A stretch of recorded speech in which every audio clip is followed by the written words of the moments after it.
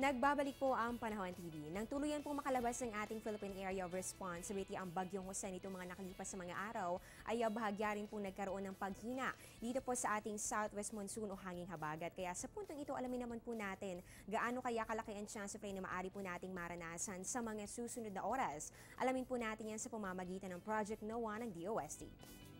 So ito po makikita po natin sa Project NOAA website. So meron po ditong mapa ng Pilipinas na meron pong iba't ibang mga kulay. Ang mga kulay na ito makikita po natin yung corresponding na percentage and chance of rain dito sa ating color scale. So unahin po natin yung mga lugar kung saan nakikita po natin na malaki yung chance na makaranas ng mga pag-ulan sa mga susunod na oras. So kabilang po dito, itong ilang bahagi po ng Bicol region. Ito po, ganun din itong bahagi ng Palawan. At syempre, kitang-kita naman po natin dito sa Northern Luzon, meron po yung 40 to 60% chance of rain. At para po sa natitirang bahagi ng ating bansa, yung natitirang bahagi po ng Luzon at pati na rin po itong buong Visayas at Mindanao, inaasahan naman po natin na magiging maganda ang panahon sa loob po ng 1 hanggang 4 na oras. So inaasahan lamang ang pagkakaroon ng 10 to 20% chance of rain. Pero maaari pa po magkaroon ng mga pagbabago, kaya po para po kayo mismo ay makita ang detalye ito, puntahan lang po ang aming website sa www.panahon.tv at nandito rin po yung link para mapuntahan po ninyo ang Project NOAA ng DOST.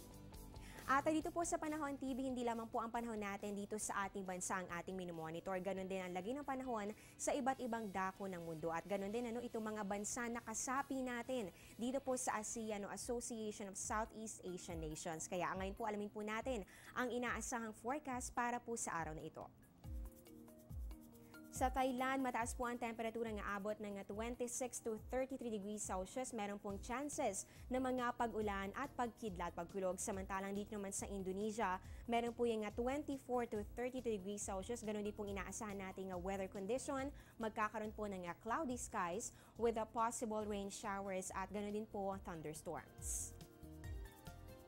Sa Vietnam naman po tayo, meron po yan 26 to 35 degrees Celsius. Magpapakita po si haring araw pero meron po chances pa rin ng mga isolated rain showers. Samantalang dyan naman po sa Myanmar, meron po yan 21 to 30 degrees Celsius at inaasahan po natin ang pagkakaroon ng maulang panahon.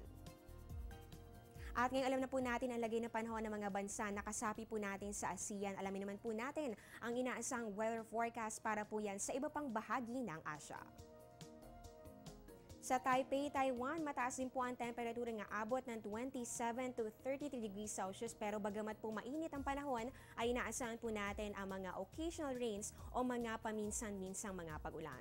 Samantala sa Beijing, China, magiging maaraw po ang panahon at meron po kayong 21 to 33 degrees Celsius.